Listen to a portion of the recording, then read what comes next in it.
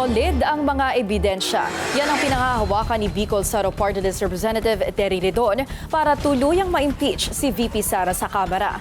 May payo din siya sa Vice Presidente. Ang detalye sa Agenda Weekend Report ni Charmaine Abo ng Abante. Kumpiyansa si House Committee on Public Accounts Chairperson at Bicol Saro Party List Representative Terry Ridon na makakalap nila ang kinakailangang boto para mapatalsik si Vice President Sara Duterte. Ayon sa kongresista, sapat ang laman ng impeachment complaints para makuha ang 106 na boto ng mga kongresista para maiakyat ang reklamo sa Senado.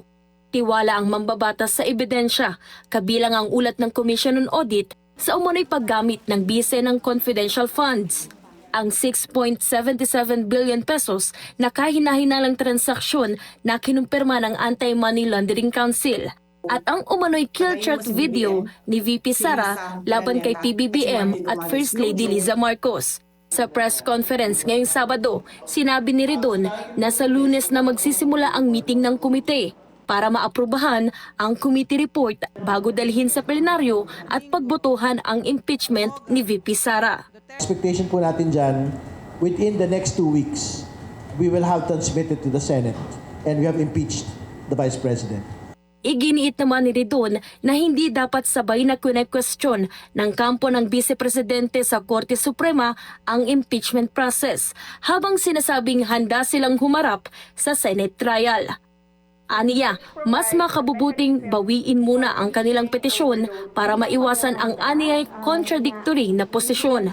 Inaasahan naman ng mambabatas na makikita sa plenary proceedings si Davao City 1st District Representative Pulong Duterte at ipagtatanggol ang kanyang kapatid na si VP Sara.